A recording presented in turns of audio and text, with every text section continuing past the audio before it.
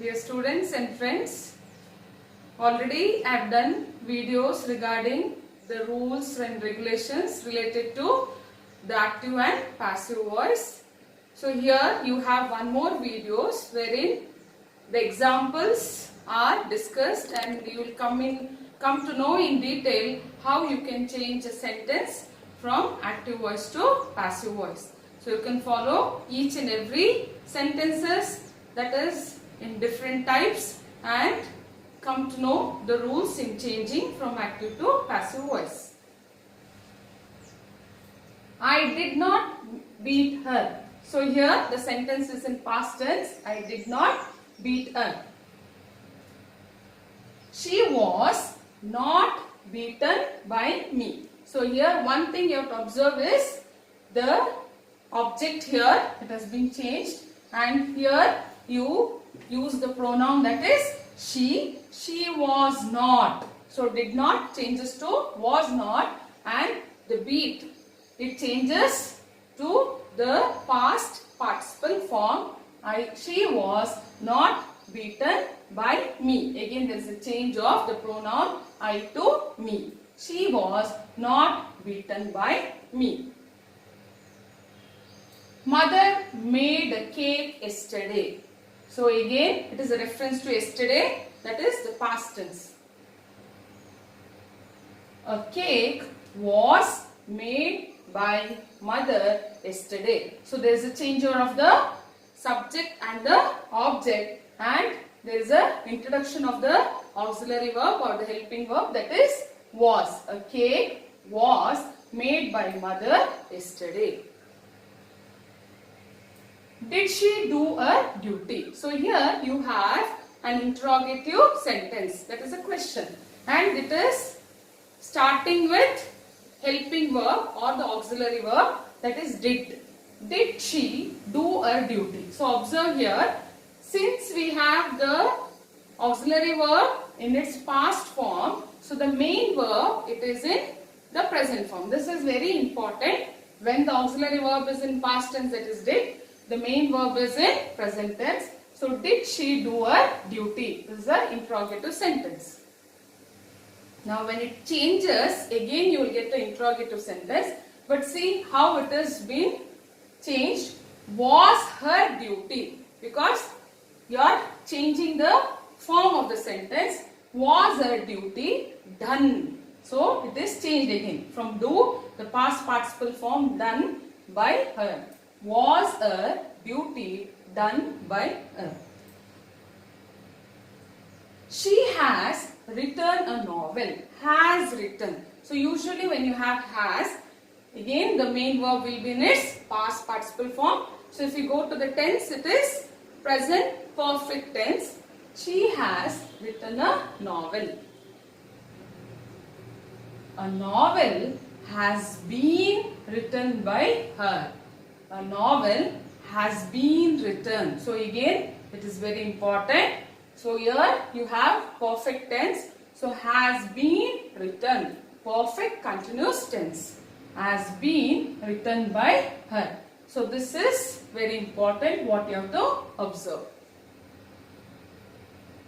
Have you finished the report? Have you finished? So again it is in the question form. That's why you have the, what is that? Usage of have in the beginning, and it is the past participle form. Have you finished? So it is perfect tense again, present perfect tense. Have you finished the report? Has the report been finished by you? Has the report. So don't get confused here. Have is used because you have second person singular, or you is also used for second person plural. That's why you have the helping verb have here. But now when you are changing it to the passive, you are taking report as the subject here. That's why you have to put has. Report, it is in singular form. So has the report been finished by you? Finished is a past participle form of the verb finish. Our team may win the match. The match may be won by our team. So here you don't have much difference. So you have to observe that the match, it has come here or it has changed to be the subject. When it comes to may, so you can use the, what is that? The base form, that is be. The base form of be, that is be. The match may be won by our team. He sings a song. So it is simple present. He sings a song. A song is sung by him. So here what happens? Sings, it changes to is sung, because a song, it becomes a subject. A song is sung by him. He changes to him. Help him. Here we have to concentrate a lot, because when it comes to your exam point of view, these sentences are given. These sentences come under imperative sentence. That is, maybe the advice or the instruction or order. So here you have only two words. That is, help him. It can be the suggestion or it can be the instruction or advice. Now you can just observe the changes. So here what happens in such sentences? Let him be helped. So in passive voice, let him be helped. So this is like the entire change, or there's a complete change in the sentence. Such questions you have to concentrate a lot. Even in the previous year papers, you get such questions. Farmers sow maize in the rainy season. Maize is sown by the farmers in the rainy season. So farmers sow maize in the rainy season. Again it is the simple present tense or the usual process. So now what happens again? When you are changing it into passive, maize is taken as the subject. Is sown, because there is the usage of is, this will change to the past participle form by the farmers in the rainy season. So mainly what you have to concentrate here is maize and the farmer, the subject and the object. This is the extended part. This is the extended part.